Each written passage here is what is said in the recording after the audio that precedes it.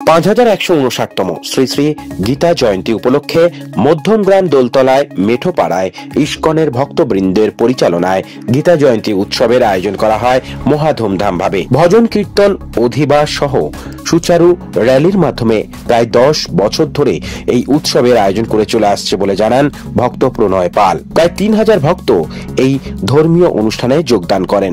মোক্ষদা একাদশীর দিন এই গীতা জয়ন্তীতে গীতাদান ও গীতা পাঠ চলে আসছে। গীতার 700 শ্লোক পাঠ করার পাশাপাশি এই অনুষ্ঠানে যজ্ঞ, আহুতি, পুজো হয়। এই সুন্দর অনুষ্ঠানটিতে ইতিহাসের এই দিনে কুরুক্ষেত্রের যুদ্ধক্ষেত্রে শ্রীকৃষ্ণ অর্জুনের কাছে ভগবত গীতা জ্ঞান প্রদান করেছিলেন, তাই এই দিনটি স্মরণ করে উৎসবটি উদযাপন করা হয়। ভগবত গীতার শিক্ষার সার্বজনীন প্রাসঙ্গিকতা গীতা জয়ন্তীকে ধর্ম ও ভূগোলের সীমানার বাইরে তাৎপর্যপূর্ণ করে তোলে।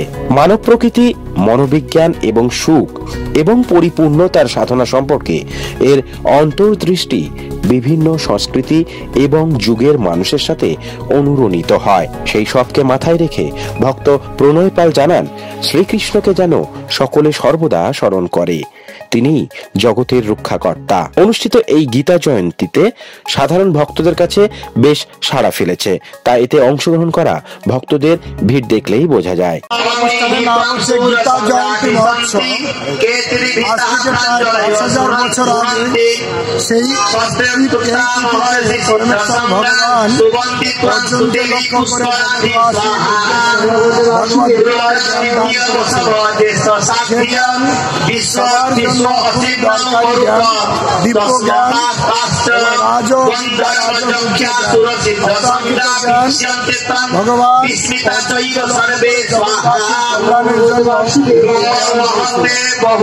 আজকে কতজন অংশগ্রহণ করছে ভক্তরা এখানে?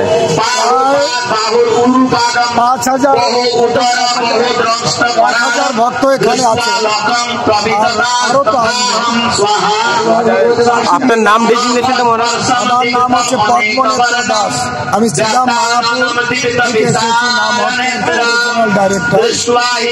আজকে হচ্ছে গীতা জয়ন্তী। আমাদের অনুষ্ঠানটা কাল থেকে শুরু হয়েছিল। কাল আমাদের অধিবাস ছিল, সুদৃশ্য র্যালি ছিল, তারপরে ভজন কীর্তন ছিল। ইস্কনের বিখ্যাত কীর্তনীয় কমল গোপাল দাস উনি এসেছিলেন, ওনার কণ্ঠে ভজন হয়েছিলেন, তারপরে প্রসাদ বিতরণ হয়েছিল। অ্যাকচুয়ালি গীতা জয়ন্তী আমাদের এটা 10 বছর ধরে চলছে। কোথায়? এটা মেঠোপাড়াতে, মধ্যমগ্রাম দোলতলা মেঠোপাড়া। তো 2 বছর ধরে এইরকম একটু বেশি ভক্ত নিয়ে আমরা করছি। আগামীতে আরও বেশি ভক্ত নিয়ে যদি করতে পারি সেটা আমাদের প্ল্যানিং আছে। কিন্তু আজকের দিনে এই জয়ন্তী, এই তিথিতে ভগবান শ্রীকৃষ্ণ অর্জুনকে কিছু জ্ঞান দান করেছিলেন, সেটা আজকে অ্যাকচুয়ালি গীতার জন্মদিন। সেই উপলক্ষে আমাদের এই অনুষ্ঠান।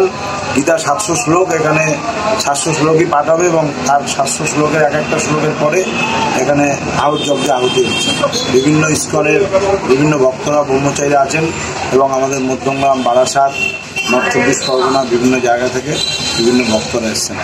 পরিচালনা ইস্কন লেখা আছে? পরিচালনা ইস্কন। কোনো শাখা আছে ইস্কনের? শাখা কোনো ইস্কনের নামোক্ত শাখা আছে। অ্যাকচুয়ালি আমার বাবা এবং মা এরা ইস্কনের দীক্ষিত, আমি দীক্ষিত নই।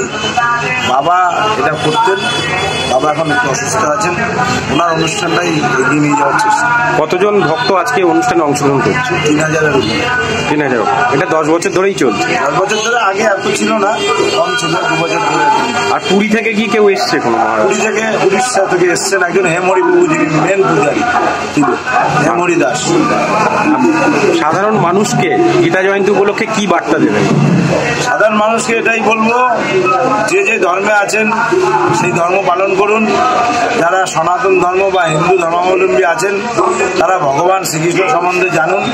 আর ভগবান শ্রীকৃষ্ণ সম্বন্ধে জানতে গেলে গীতা পাঠ করতে হবে এবং তাকে জপ করতে হবে, তাকে স্মরণ করুন। তিনি আমাদের সমস্ত দুঃখ কষ্ট বিনাশ করবেন। আপনার নাম ডেজিগনেশন? আমার নাম প্রণয় পাল। আপনি এইটার উদ্যোক্তা? উদ্যোক্তা আমার বাবা।